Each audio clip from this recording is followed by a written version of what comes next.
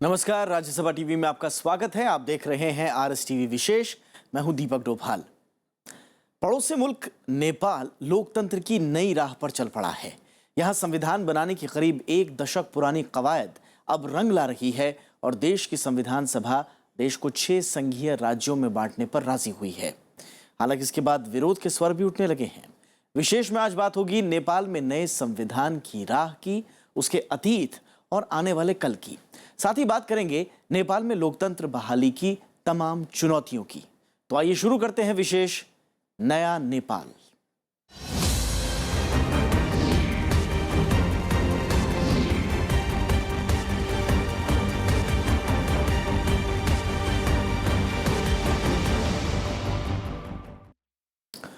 नेपाल के 4 बड़े राजनीतिक दल देश को 6 संघ शासित राज्यों में बांटने समेत 16 सूत्रीय समझौते पर सहमत हो गए हैं।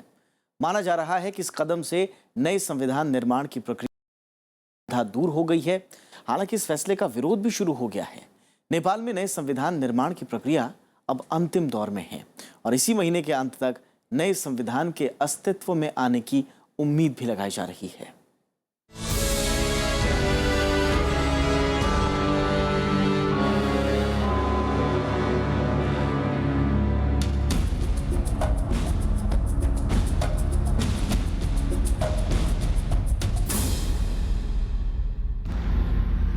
अप्रैल में भूकंप की भयावह त्रासदी झेलने के बाद नेपाल अब नई शुरुआत के लिए तैयार है। नई शुरुआत की ये कोशिश हर तरफ दिखाई दे रही है, फिर चाहे बुनियादी ढांचे को फिर से खड़ा करना हो या देश को दिशा देने के लिए नए संविधान का निर्माण। नेपाल नई राह पर चलने के लिए पूरी तरह तैयार है। 8 अगस्त 2015 काठमांडू। नेपाल में करीब एक दशक से नया संविधान बनाने में आ रही बाधा आखिरकार शनिवार को दूर हो गई, जब प्रधानमंत्री सुशील कुमार कोइराला की मौजूदगी में देश की 4 प्रमुख पार्टियों CPN UML, Nepali Congress, unified CPN माओवादी और Madhesi people's right forum democratic यानी एमपीआरएफडी के प्रमुख नेताओं के बीच देश को 6 प्रांतों में बांटने पर सहमति बन गई। संविधान सभा की constitutional political dialogue and consensus committee की लंबी बैठक के बाद आधी रात को चारों पार्टियों ने देश को 6 संघीय प्रांतों में बांटने के समझौते पर हस्ताक्षर किए। प्रधानमंत्री सुशील कुमार कोइराला ने ट्वीट कर फैसले को ऐतिहासिक बताया। उन्होंने लिखा कि संघवाद और सीमांकन के साथ एक संविधान सुनिश्चित किया गया है। मैं सभी लोगों से अनुरोध करूंगा कि वे मामूली असहमतियों पर न अटके और देश के निर्माण और विकास के लिए मिलकर काम करें।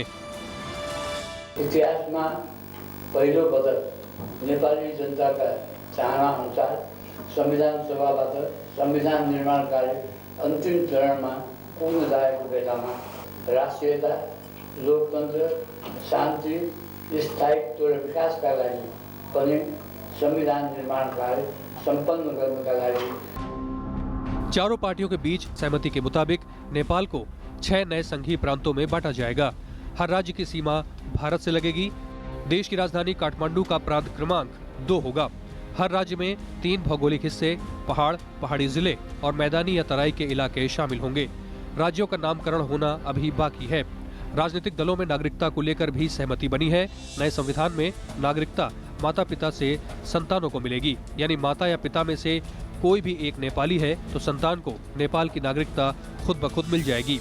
नेपाल के उप प्रधानमंत्री और स्थानीय विकास और संघीय मामलों के मंत्री प्रकाश मान सिंह ने इसे बड़ा समझौता बताया है। म के आग्रह गर्न चाहन्छु भने नेपाली जनताले यति बेर होशियार हुनुपर्ने कुरा के छ भने हामीलाई अनावश्यक भावना र आवेशमा उतारेर वातावरण बिगार्दैन संविधान बन्न नदिने त्यस प्रकारका प्रयासहरू छन् विभिन्न नाम। 16 सूत्रीय समझौते के दूसरे बिंदुओं के मुताबिक संघीय सरकार और राज्य सरकार के बीच विवाद का निपटारा संवैधानिक अदालत करेगी।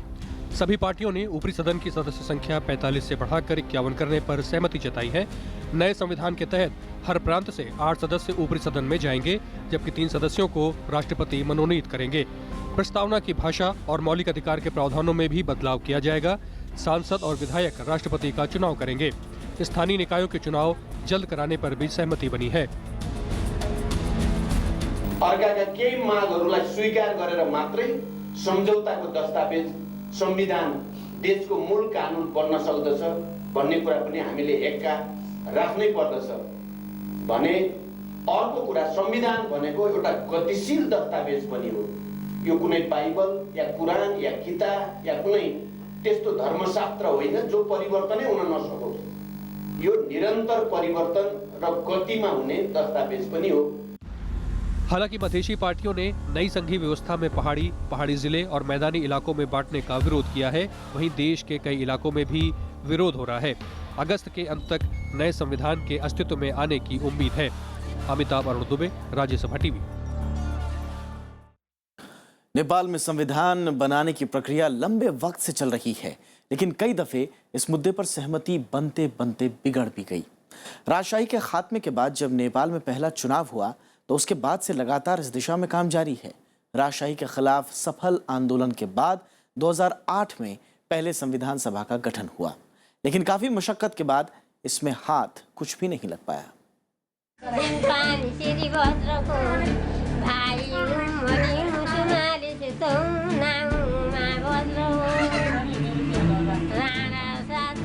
राजशाही पर अंतिम कील ठोकते ये लोग नेपाल में नई व्यवस्था बनाने में जुटे हैं। ये तस्वीरें हैं आज से 9 बरस पहले की। नेपाल के जनयुद्ध में आखिरकार जनता की जीत हुई और राजशाही के बाद हुए पहले चुनाव में नेपाली कम्युनिस्ट पार्टी माओवादी की भारी मतों से जीत हुई। मई 2008 को नेपाल में पहली संविधान सभा का गठन हुआ। 601 सदस्यों वाली इस सभा का काम नेपाल के लिए संविधान बनाने का था। इस सभा में 240 सदस्यों को सीधा चुना गया, 335 को अनुपातिक प्रतिनिधित्व के जरिए चुना गया, जबकि 26 मनोनीत सदस्य थे। पहली बैठक में ही संविधान सभा ने नेपाल से राजशाही के खात्मे का ऐलान किया। पहली बात कि मोनार्की की जगह आप रिपब्लिकन स्टेट होगा, दूसरा था कि हिंदू स्टेट की जगह सेकुलर स्टेट होगा, और तीसरा कि डेमोक्रेसी को आप अपनाया जाएगा। तो दो चीज़ें तो बहुत डेमोक्रेसी भी यानी कि आप जो इलेक्टेड कॉन्स्टिट्यूशनल असेंबली का निर्माण हुआ, पहला हुआ, दूसरा इलेक्टेड कॉन्स्टिट्यूशनल असेंबली का, यानी कि जो नेपाल था वो लोकतंत्र के राह पे चल पड़ा था। 2008 में यह तय हुआ कि सभी 26 मनोनीत सीटों को 9 पार्टियों के बीच बांट दिया जाए। इसके बाद शुरू हुई संविधान की दिशा को लेकर पार्टियों के बीच सहमति की कवायद, लेकिन अगले 4 साल तक लंबी जद्दोजहद के बाद भी व्यापक सहमति नहीं बन पाई और आखिरकार 26 मई 2012 को पहले संविधान सभा को भंग कर दिया गया। कई बार इस सभा का कार्यकाल बढ़ाया गया ताकि संविधान को अंतिम रूप दिया जा सके, लेकिन राजनीतिक विवाद के चलते ऐसा नहीं हो सका। किस फॉर्मूले के आधार पे देश का संविधान का निर्माण हो, उसमें जो मुद्दा आया वो सबसे महत्वपूर्ण मुद्दा था। जो संघात्मक जो शासन प्रणाली जो अपना रहे थे, उसमें हर कम्युनिटी और हर जो जाति के लोग थे वो अपना प्रभुत्व चाहते थे कि उनको पॉलिटिकली डिप्राइवेशन ना हो पाए। पहली संविधान सभा में संविधान भले ही ना बन पाया हो, लेकिन नेपाल के लिए आगे की कई मुश्किलें दूर की गईं। संविधान सभा ने शुरुआत में ही प्रस्ताव पारित किया कि 15 दिनों के अंदर नेपाल के राजा ज्ञानेंद्र को राजभवन खाली करना पड़ेगा। संविधान सभा ने तय किया कि नेपाल में राष्ट्रपति होगा, लेकिन सारी कार्यकारी शक्तियां प्रधानमंत्री के हाथों में होंगी। 29 मई 2008 को राजभवन में नेपाल का राष्ट्रीय झंडा फहराया गया। इसके बाद नेपाल में संविधान निर्माण से ज्यादा राजनीतिक उठापटक शुरू हो गई। संविधान बनाने का जो प्रोसेस था, बहुत वर्षों से ये जनता का वहाँ के जनता की भी उम्मीद थे, और हमारे जैसे पड़ोसी देश है उनको भी उम्मीद है कि लोकतंत्र वहाँ ठीक से कायम हो। नेपाली कम्युनिस्ट पार्टी माओवादी, CPN-UML, नेपाली कांग्रेस और मधेसियों के बीच विवाद लगातार बढ़ता गया। इस बीच प्रधानमंत्री सुशील कोइराला ने इस्तीफा दे दिया और मधेसियों ने स्वायत्तता के सवाल को जोर शोर से उठाना शुरू किया। संविधान में प्रांतीय स्वायत्तता के मसले पर लंबा विवाद चला। आखिरकार कई दावपेचों में फंसकर पहली संविधान सभा बिना किसी ठोस जमा हासिल के भंग हो गई। विपिन चौहान के साथ दिलीप खान, राज्यसभा टीवी। पहली संविधान सभा के बाद नए सिरे से संविधान बनाने की कवायद शुरू हुई। नेपाल को अगस्त के अंत तक नया संविधान मिलने की उम्मीद है। हालांकि इससे पहले संविधान के अंतिम प्रारूप को इतनी बार टाला गया कि लोग आज भी आशंकित हैं। 2013 में दूसरी संविधान सभा के गठन के बाद एक बार फिर से संविधान को अंतिम रूप देने की कोशिश जारी है। जनवरी 2015 में इसके कार्यकाल खत्म होने के बाद फिर से इसकी अवधि बढ़ाई गई ताकि नया संविधान नेपाल के सामने पेश किया जा सके।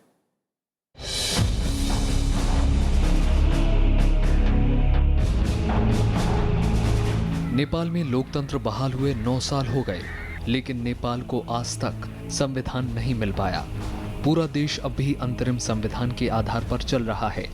पहली संविधान सभा की असफल कोशिश के बाद नेपाल ने नए सिरे से संविधान पर काम शुरू किया। नवंबर 2013 में इसके लिए फिर से चुनाव कराया गया। नए चुनाव में नेपाली कांग्रेस 196 सीटों के साथ सबसे बड़ी पार्टी के रूप में उभरी, जबकि communist party of Nepal 175 seat जीतकर दूसरी पार्टी बनी। पिछली संविधान सभा की सबसे बड़ी party unified communist party of Nepal को 80 सीटों के साथ तीसरे नंबर पर संतोष करना पड़ा। जहाँ पे जो अपोजिशन पॉलिटिकल फोर्स देश कहेंगे या माओइस्ट कहेंगे, वो एथनिक बेस फेडरलिज्म की बात कर रहे थे, और जो पॉलिटिकल एक्टर्स थे जो स्टेटस को यानी कि जोग्राफिकल बेस्ड या मोनोलिस्टिक बेस्ड फेडरलिज्म की बात कर रहे थे। तो एक तरीके का एक कंसर्न था कि कहीं इन मुद्दों पर जो क्रूशियल मुद्दे हैं, बेसिक मुद्दे हैं, ये इन पे सहमति बन पाएगी या नहीं बन पाएगी। दूसरी संविधान सभा में नेपाल की राजनीति में नए समीकरण को जन्म दिया। पिछला गठबंधन टूट गया और बिल्कुल नया किस्म का गठबंधन नेपाल में उभरा। लिहाजा पुष्प कमल की अगुवाई वाली मुख्य विपक्षी पार्टी सीपीएन माओवादी और सत्ताधारी गठबंधन के बीच तकरार बढ़ गई। संविधान को सत्ताधारी पार्टी सामान्य बहुमत से पास कराना चाहती हैं, जबकि विपक्षी पार्टी इसके लिए सर्वसम्मति को लेकर अड़ी हुई है। हालांकि सरकार का कहना है कि इसे 2/3 बहुमत से पास कराने की कोशिश की जाएगी, क्योंकि सर्वसम्मति बनने के आसार नजर नहीं आ रहे।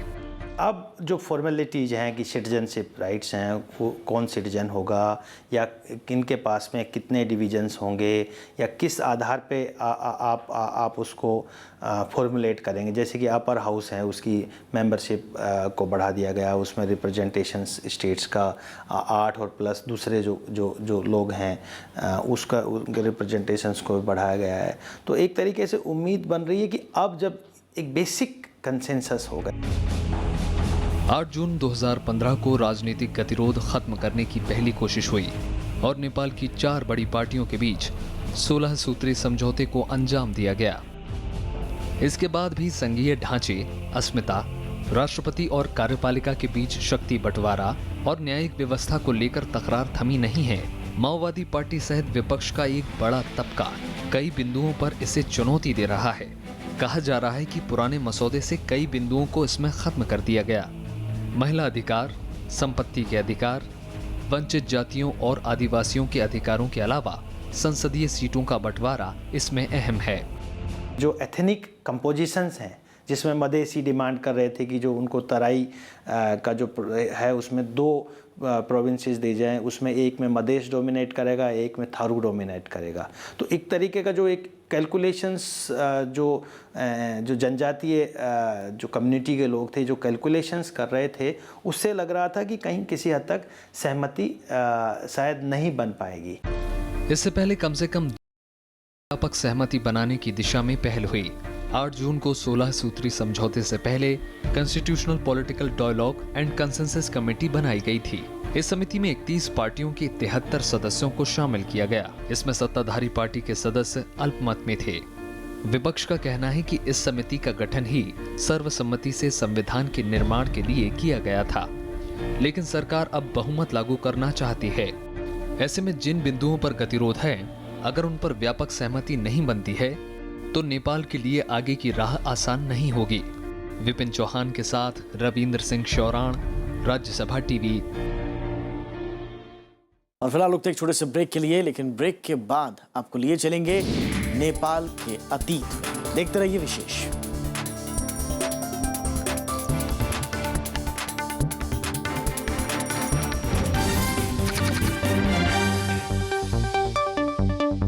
तन धूम तनुम तनन तन धरना आवाज में रूहानियत, खुशमिजाज शख्सियत, हमको नशा है भारत का होने का ही। कबीराना अंदाज, संघर्ष की एक लंबी दास्तान। मैं चातक की तरह जीता हूँ, मैंने भूख को हराया है कितनी बार। अल्लाह के बंदे। मिलिए शख्सियत में मशहूर और मारूफ कलाकार कैलाश खेर से सिर्फ राज्यसभा टीवी पर। कल फिर आएगा। राज्यसभा टीवी का ये बेहद खास प्रोग्राम है गुफ्तगू। नए चेहरे, बड़े बड़े नाम। नमस्कार, मैं हूँ राकेश ओम प्रकाश मेहरा। मैं हूँ आनंद एल राय। नमस्कार, मैं हूँ अनुराग बासु। मुकेश खन्ना की तरफ से प्रणाम। नमस्कार, मैं हूँ आयुष्मान खुराना। मैं हूँ दिवाकर बैनर्जी। नमस्कार, मैं हूँ के मेनन। मैं हूँ राजकुमार राव। मैं हूँ स्वानंद किरकिरे। मैं रशीद नाज। मैं हूँ लेख टंडन। नमस्कार, मैं हूँ शेखर सुमन। मुझसे मिलिए प्रोग्राम गुफ्तगू। प्रोग्राम गुफ्तगू, देखिए मुझे गुफ्तगू। शुरू हो रहा है गुफ्तगू का नया सीजन, सिर्फ राज्यसभा टीवी पर।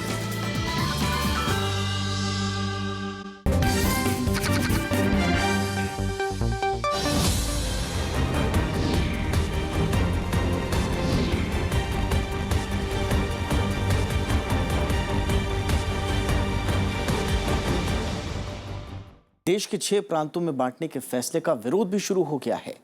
जानकारों के मुताबिक संविधान को 2/3 मतों से पारित कराना अभी भी एक बड़ी चुनौती है। 2012 में भी राजनीतिक विवादों की वजह से संविधान बनाने की कवायद अधूरी रह गई थी। हिमालयी देश नेपाल। नेपाल के खूबसूरत पहाड़, कुदरत की आंखों में भर जाने वाले नज़ारे नेपाल को दुनिया भर में एक अलग पहचान दिलाते हैं। यही वजह है कि बड़ी तादाद में नेपाल में हर साल विदेशी सैलानी सैर सपाटे के लिए आते हैं। बीते एक दशक से नेपाल की राजनीति उतार चढ़ाव से भरी रही है। नेपाल की आवाम बेसब्री से नए संविधान की राह देख रही है। माओवादियों के हिंसक विद्रोह खत्म होने के बाद में नए संविधान निर्माण की कोशिश पहले भी राजनीतिक विवादों के चलते नाकाम रह गई थी। इस लिहाज से देखें तो नेपाल में नए संविधान बनाने की दिशा में 4 बड़ी पार्टियों के बीच हुआ 16 सूत्री समझौता एक नई उम्मीद तो जगाता है। लेकिन संविधान सभा में भाग ले रही बाकी पार्टियां भी क्या इन बिंदुओं पर तैयार हैं? नेपाल के राजनीतिक इतिहास को देखते हुए ये सवाल बेहद अहम है। 4 बड़ी पार्टियों ने नेपाल को 6 प्रांतों में बांटने का जो फैसला किया है, उसको लेकर विरोध भी शुरू हो गया है। नेपाल के कई हिस्सों में इस फैसले को लेकर मिली-जुली प्रतिक्रियां आ रही हैं। वहीं मधेशी पार्टियों ने नई संघीय व्यवस्था में पहाड़ी और मैदानी इलाकों को एक साथ मिलाने का विरोध किया है। तो शनिवार को समझौता होने के बाद कई पार्टियों ने इस पर आपत्ति जताते हुए देश भर में व्यापक विरोध प्रदर्शन भी किया। तमाम पार्टियां नेपाली आवाम के एक समान प्रतिनिधित्व के लिए समग्र संविधान की मांग कर रही हैं। संविधान सभाले अब संविधान दिन सक्दैन। 23 गते 4 पक्षले तो मसौदालाई सहमतिले अगाडि बढाउन नसकेको भए, संवाद समितिमा नपठाएको भए। नेपाल ने हाल ही में अप्रैल में भूकंप की भयावह त्रासदी को झेला है। यहाँ बुनियादी ढांचा पूरी तरह से तहस-नहस हो चुका है। ऐसे में संदेह नहीं है कि नई लोकतांत्रिक व्यवस्था से नेपाल के विकास की एक नई राह मिलेगी। नेपाल में पर्यटन उद्योग को फिर से खड़ा करना भी एक बड़ी चुनौती है। ऐसी कई सारी चुनौतियों के बीच नेपाल की राजनीतिक पार्टियों को नेपाली आवाम को उम्मीद की नई सुबह देना है। जाहिर है इसका हल भी तमाम राजनीतिक दलों को मिलकर निकालना होगा। राजनीतिक दलों के बीच सहमति कैसे बनेगी? अगस्त के अंत तक नेपाल में नया संविधान अस्तित्व में आने से पहले ऐसे कई अहम सवाल हैं। अमिताभ अरुण दुबे, राज्यसभा टीवी। तो कुल मिलाकर नेपाल 6 प्रांतों में विभाजित होगा और खास बात यह है कि इन सभी प्रांतों की सीमा भारत से लगी होगी। माना यह जा रहा है कि नेपाल में स्थिरता से भारत को भी राहत मिलेगी।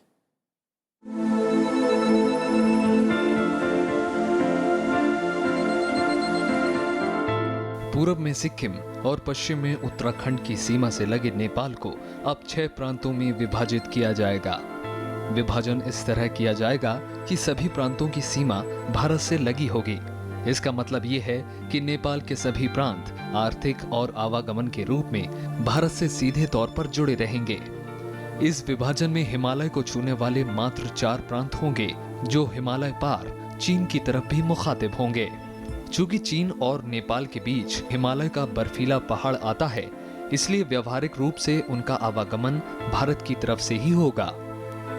इस व्यवस्था से नेपाल के सभी प्रांतों की भारत से घनिष्ठता बनी रहेगी और भारत को लेकर प्रांतों के अंदर प्रशासनिक विवाद नहीं होगा। इस विवाद से दूर रहने से भारत में इनका नकारात्मक असर नहीं होगा।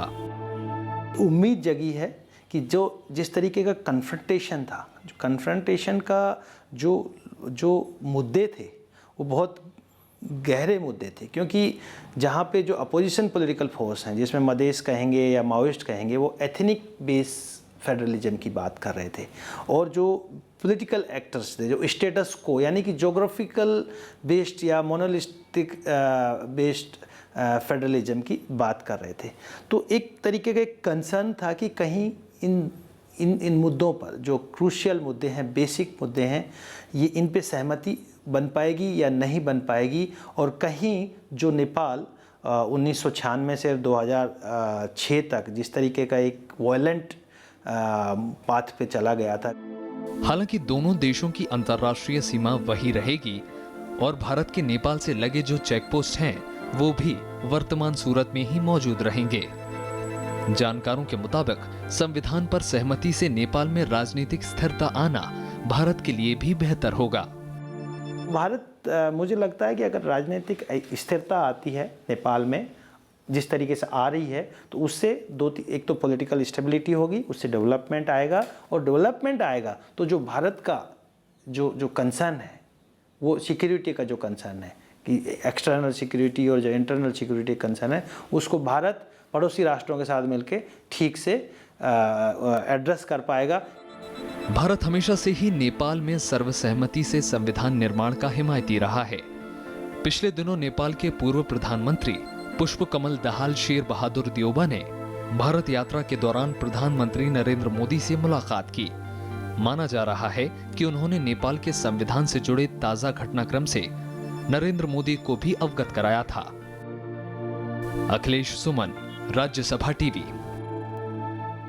भारत के लिए नेपाल न सिर्फ सामरिक बल्कि ऐतिहासिक और सांस्कृतिक नजरिए से भी काफी अहम देश है।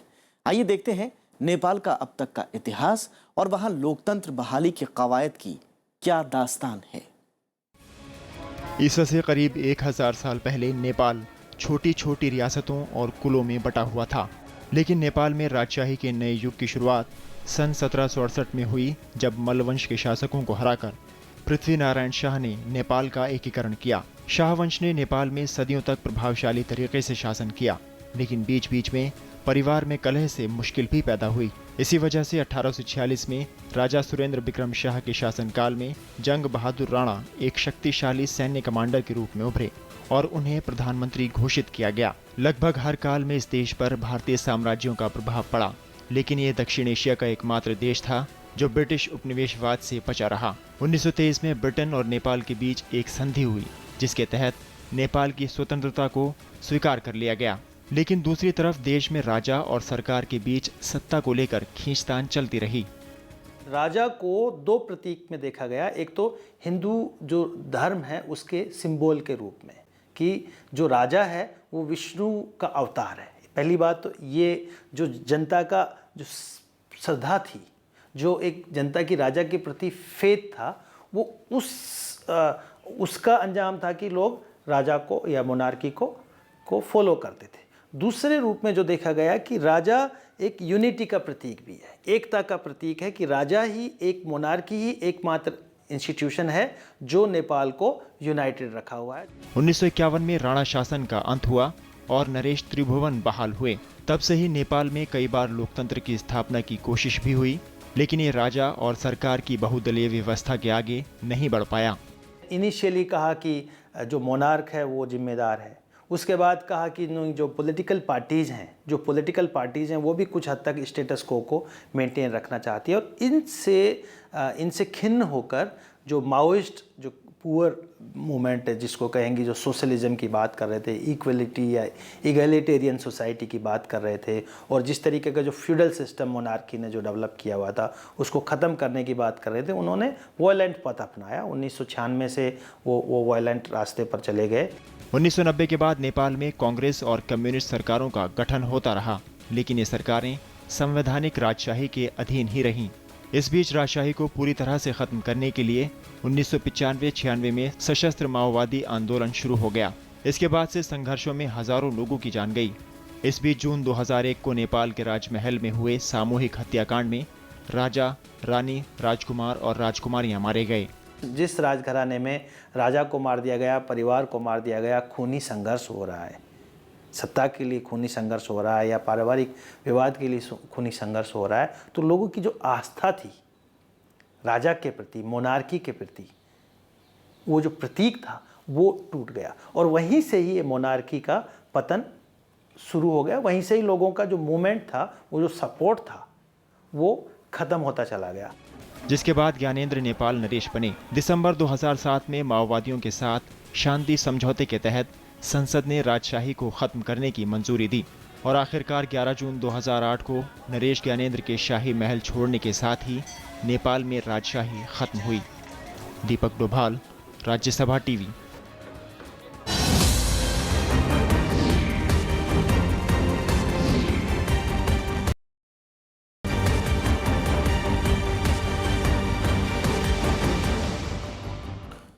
देश विदेश के मुद्दों पर राज्यसभा टीवी की विशेष पेशकश जारी रहेगी। हम आपको आगे भी दिखाते रहेंगे आम आदमी से लेकर अंतर्राष्ट्रीय राजनीति को प्रभावित करने वाले तमाम मुद्दों पर विशेष। फिलहाल आज के अंक में इतना ही। नमस्कार।